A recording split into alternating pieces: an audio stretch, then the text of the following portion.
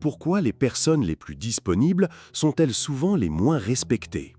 Pourquoi ceux qui donnent tout reçoivent-ils si peu en retour? Friedrich Nietzsche l'avait compris il y a plus d'un siècle. Ne sois jamais trop disponible. Une phrase qui sonne comme une gifle dans notre époque de l'hyperconnexion et du people-pleasing compulsif.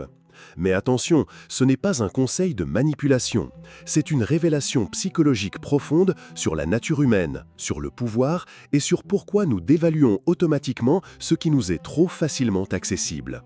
Dans les 10 prochaines minutes, nous allons plonger dans les abysses de la psyché humaine pour comprendre pourquoi la rareté crée la valeur, pourquoi l'absence renforce l'attraction et comment votre générosité excessive pourrait être en train de détruire vos relations, votre carrière et votre estime de soi. Vous découvrirez pourquoi les dictateurs comprennent intuitivement ce principe, pourquoi les grands séducteurs l'appliquent sans le savoir et comment les marques les plus désirables l'utilisent pour manipuler vos désirs. Mais surtout, vous apprendrez comment reprendre le contrôle de votre valeur perçue sans devenir un monstre d'égoïsme. Préparez-vous à remettre en question tout ce qu'on vous a enseigné sur la gentillesse, la disponibilité et les relations humaines. Car parfois, la plus grande générosité consiste à se retenir. Nietzsche ne parlait pas par hasard. Derrière cette maxime se cache une compréhension révolutionnaire de la psychologie humaine que peu osent d'admettre. Dans Pardonna bien et mal, il écrit « Ce qui ne me détruit pas me rend plus fort », mais il aurait pu ajouter « Ce qui m'est trop accessible me rend indifférent ». L'être humain est programmé pour désirer ce qu'il ne peut pas avoir. C'est notre malédiction évolutionnaire. Nos ancêtres chasseurs-cueilleurs devaient lutter pour chaque ressource. Le cerveau a donc développé un système de valoration basé sur la rareté et l'effort. Machiavel l'avait observé dans Le Prince. Les hommes jugent plus avec leurs yeux qu'avec leurs mains, car voir appartient à chacun, mais toucher à peu. La perception de la valeur précède toujours la valeur réelle. Mais Nietzsche va plus loin. Il identifie ce qu'il appelle la morale d'esclave, cette tendance à glorifier la soumission, la disponibilité constante, l'effacement de soi. Selon lui, cette morale nous affaiblit en nous poussant à donner notre pouvoir aux autres. La disponibilité excessive devient alors un acte d'autodestruction déguisé en vertu. Pensez-y, quand vous êtes toujours là, toujours prêt à aider, toujours accessible, vous envoyez un message subliminal terrifiant. Ma vie n'a pas assez de valeur pour que mon temps soit précieux. Et les autres le croient. L'histoire nous offre deux exemples saisissants qui illustrent ce principe avec une brutalité magistrale. Louis XIV, le roi Soleil, avait compris l'art de la rareté stratégique. À Versailles, il transforme sa simple présence en événement. Se lever, se coucher, manger, tout devient cérémonie. Les nobles se battent pour l'honneur de lui tendre sa chemise. Pourquoi? Parce qu'il était inaccessible. Il ne recevait pas tout le monde. Il ne répondait pas à toutes les demandes. Sa parole devenait précieuse parce qu'elle était rare. Son regard, un privilège. Sa conversation, un trésor. Résultat, 72 ans de règne absolu. L'Europe entière copiait ses moindres gestes. Sautons maintenant à Marie-Antoinette. Belle, généreuse, spontanée. Elle voulait être aimée du peuple. Elle se promenait sans protocole, parlait à tout le monde, se montrait accessible et humaine. Noble intention, catastrophe politique. Cette disponibilité fut perçue comme faiblesse, sa générosité comme frivolité, sa spontanéité comme irresponsabilité. Plus elle tentait de se rapprocher du peuple, plus elle perdait son aura de souveraine. Résultat, la guillotine. L'ironie tragique? Marie-Antoinette était probablement plus humaine, plus empathique que Louis XIV. Mais elle ignorait une loi psychologique impitoyable. L'autorité naît de la distance, le respect naît de la rareté. Le peuple français a vénéré un monarque distant et détruit une reine accessible. La leçon est cruelle mais éclairante. Parfois, l'amour détruit l'autorité et l'accessibilité tue le charisme. Regardons notre époque avec les yeux de Nietzsche. L'exemple le plus frappant, Steve Jobs. Cet homme avait transformé la rareté en religion. Une présentation par an, un produit révolutionnaire tous les 2 ans. Quand il parlait, le monde s'arrêtait d'écouter. Pourquoi? Parce qu'il était impossible de l'avoir au téléphone, impossible de le croiser dans les couloirs d'Apple, impossible d'accéder à lui. Il avait fait de sa personne une marque de luxe. Comparons avec les PDG hyperactifs sur LinkedIn, qui postent 3 fois par jour, répondent à tous les commentaires, se montrent constamment disponibles. Qui les respecte vraiment? Qui attend leur prochaine déclaration avec impatience? Personne. Plus troublant encore, observez les réseaux sociaux. Les créateurs de contenu les plus suivis ne sont pas ceux qui publient le plus, mais ceux qui créent l'attente. PewDiePie disparaît des mois entiers. Chaque retour fait l'événement. À l'inverse, ceux qui publient compulsivement, qui répondent à chaque commentaire, qui sont hyper disponibles, finissent dans l'indifférence générale. L'algorithme lui-même reflète cette psychologie humaine primitive. Il favorise l'engagement, pas la disponibilité. Il récompense ceux qui créent le manque, pas ceux qui le comblent. Même Elon Musk, malgré ses tweets incessants, maîtrise l'art de l'inaccessibilité personnelle. Essayez de le rencontrer. Essayez d'obtenir une réponse directe de lui. La technologie a amplifié une vérité ancestrale. Dans un monde d'hypercommunication, le silence devient assourdissant. Plongeons dans le cerveau humain pour comprendre pourquoi ce mécanisme est si puissant. La réactance psychologique, découverte par Jack Brem en 1966, explique tout. Quand notre liberté de choisir est menacée ou limitée, nous désirons automatiquement ce qui nous est refusé. C'est viscéral, incontrôlable. Votre cerveau primitif fonctionne encore comme celui d'un chasseur-cueilleur. Si c'est rare, c'est précieux. Si c'est abondant, c'est sans valeur. Robert Cialdini dans Influence démontre que nous attribuons plus de valeur à ce qui nécessite un effort pour être obtenu. C'est le principe de justification de l'effort. Nous rationalisons notre investissement émotionnel en surévaluant ce qui nous coûte. Mais il y a plus pervers encore, l'effet Dunning-Kruger version relationnelle.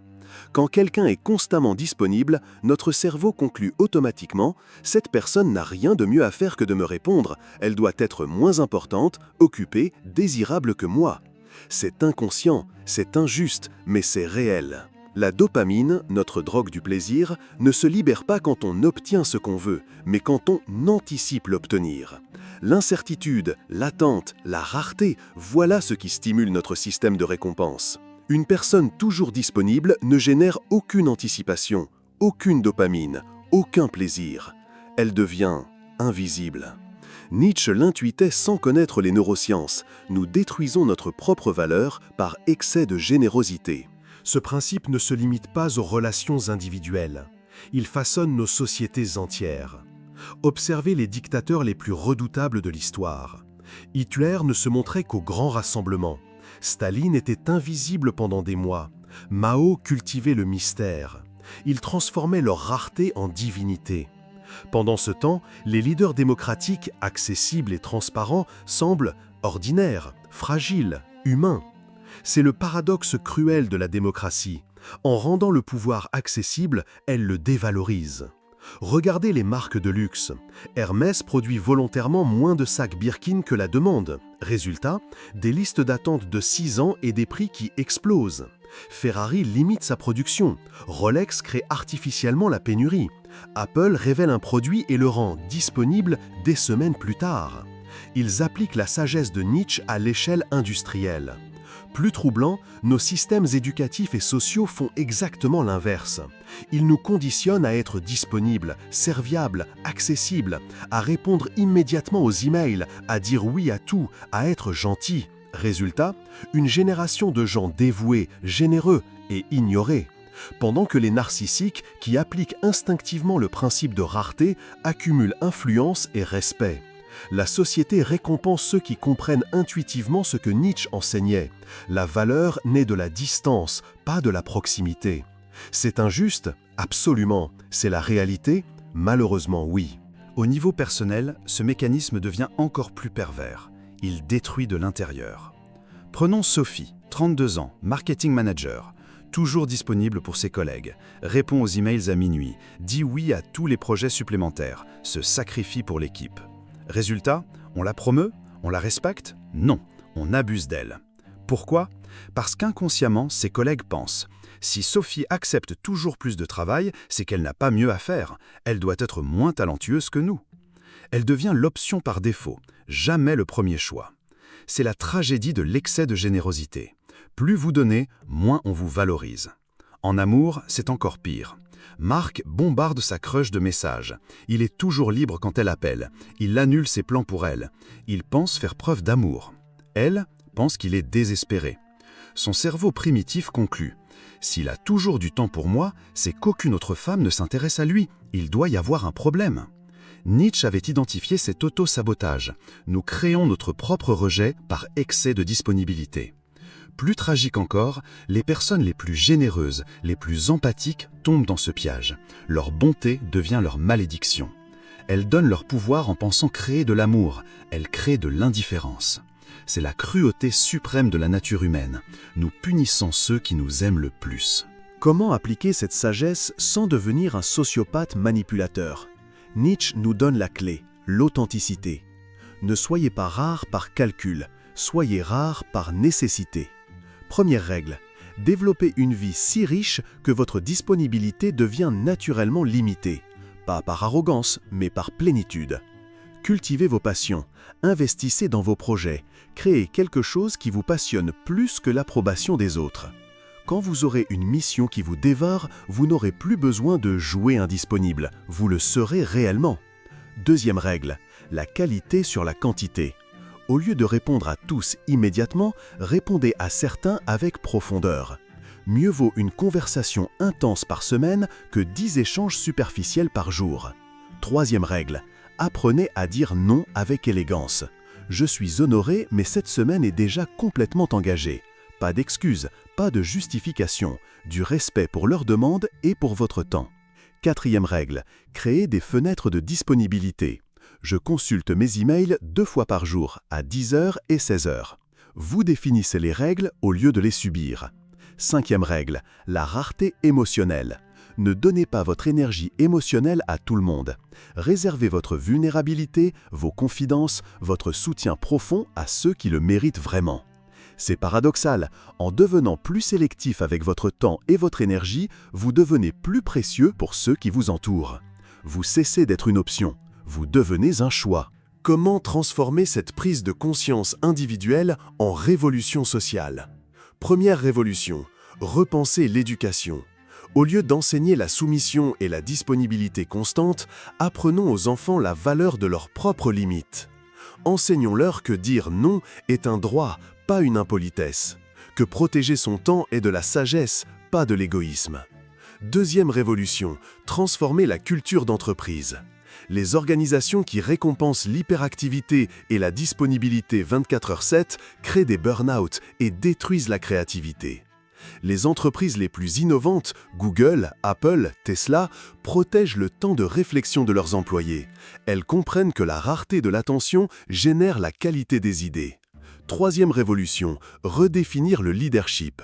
Le vrai leader n'est pas celui qui répond à tout, mais celui qui pose les bonnes questions au bon moment. Il n'est pas omniprésent, il est stratégiquement présent. Quatrième révolution, repenser nos relations amoureuses. Cessons de glorifier la fusion totale et l'absence de mystère. L'amour durable naît de l'admiration mutuelle, pas de la possession. Gardez votre jardin secret, cultivez vos mystères, restez fascinants l'un pour l'autre. Cinquième révolution, transformer notre rapport aux réseaux sociaux. Au lieu de l'exposition constante, privilégions la curation. Moins de posts, mais plus d'impact. Nietzsche nous invite à une révolution silencieuse, reprendre le contrôle de notre valeur en maîtrisant notre accessibilité. Ce n'est pas de l'égoïsme, c'est de l'écologie relationnelle. Protégez votre énergie comme vous protégeriez une forêt vierge. Nous voici arrivés au terme de cette plongée dans les abysses de la nature humaine. Nietzsche avait raison. Ne sois jamais trop disponible. N'est pas un conseil de manipulation, c'est un acte de résistance contre un monde qui veut dévorer votre essence. Vous qui regardez cette vidéo, vous qui avez tenu jusqu'ici, vous faites peut-être partie de ces âmes généreuses qui donnent sans compter. Ces cœurs purs qui pensent que l'amour se mesure en disponibilité. Mais comprenez ceci, votre générosité mérite d'être respectée, pas exploitée. Votre temps a une valeur sacrée, votre énergie est précieuse. En apprenant l'art de la rareté authentique, vous ne devenez pas cruel, vous devenez conscient. Vous ne fermez pas votre cœur, vous protégez ce qu'il a de plus beau. Car paradoxalement, c'est en vous préservant que vous pouvez vraiment servir. C'est en valorisant votre temps que vous pouvez l'offrir avec sens. C'est en cultivant votre mystère que vous restez fascinant. L'époque a besoin de personnes qui osent dire non, qui osent décevoir pour mieux servir, qui comprennent que la vraie générosité n'est pas l'épuisement, mais l'excellence. Alors demain, quand quelqu'un sollicitera votre temps, votre énergie, votre attention, posez-vous cette question nietzschéenne. Cette demande honore-t-elle ce que j'ai de plus précieux? Si la réponse est non, ayez le courage de refuser, avec élégance, avec respect, mais avec fermeté.